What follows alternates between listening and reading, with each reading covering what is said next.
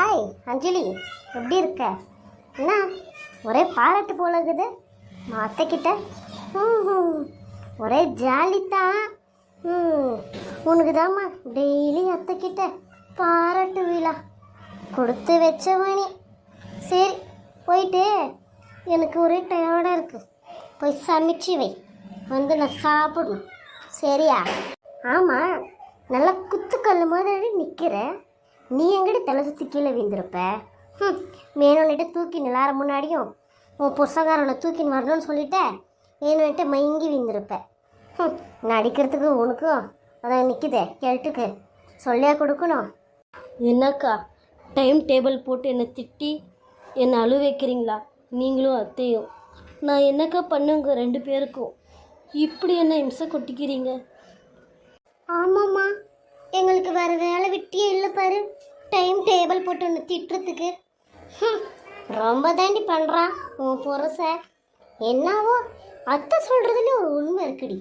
நீ என்னடி அப்படி அழகா இருக்கான்ட்டு கார்த்தி ஒன்று அந்த தாங்குறான். 1/4 கிலோ கறி இல்லை. என்ன பண்ணுறது? வாங்கின்னு வந்த வரோம். அப்படி காசு இருக்குல்ல, காசை பார்த்து மயங்கியிருப்பான். சும்மாவை சொன்னாங்க, பணம்னா போனம் கூட வாய் பொழக்கோனிட்டேன். அந்த பணம் உன் பொருசம் தாண்டி. அக்கா அடைச்சி நிறுத்து. உனக்கெல்லாம் கோவம்ன்றதே வரக்கூடாதுடி. நீ என்ன மாதிரி பார்த்து வச்சு கட்டின்னு வந்த பொண்ணா? ஓடி வந்த சீரிக்கி தானே. நான் திட்டினாலும் அடித்தாலும் நீ வாங்கி தாண்டி ஆகணும். போயிட்டு நான் 1 ஹவரில் வருவேன். எனக்கு சமைச்சு வைக்கணும். எனக்கு சிக்கன் பிரியாணி வேணும், செஞ்சு வை. ஏங்கா உங்களுக்கெல்லாம் கொஞ்சம் கூட ஈவை இருக்குன்றது இல்லையாக்கா? இப்படி பேசுறீங்க? சே, ஏய், நான் ஈவு இறக்க உன் மேலே காமிக்கிறதுக்கு நீ என்ன என் கூட பிறந்தவளா? நீ அக்கான்னு கூப்பிட்டா நான் உனக்கு அக்கா ஆயிடுவேனா? போடி போ, பாத்திரம் கிடக்கு சிங்கில் கழுவி போடு போ. அக்கா எனக்கு நிஜமாவே உடம்பு முடியலக்கா. என்னால் இப்போ பாத்திரம் கழுவ முடியாது.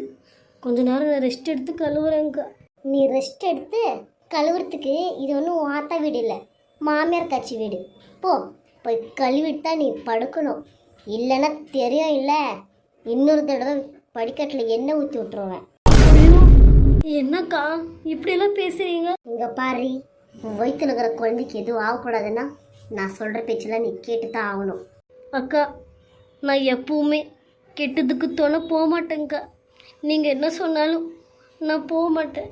இங்கே பாரு, உன் வயிற்றுல இருக்கிற குழந்தை உனக்கு முக்கியம் இல்லைன்னா நீ நான் சொல்கிறது செய்யாத.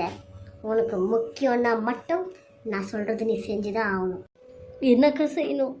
இப்போதைக்கு பாத்திரம் கழுவிட்டு சிக்கன் பிரியாணி செய் போ. நெக்ஸ்ட்டு சொல்கிறது நீ எப்படி தாங்குறேன்னு பார்க்குறேன்டி. உன் கையாலேயே இந்த மாமியார் காட்சி நான் தீர்த்து கட்ட போகிறேன்.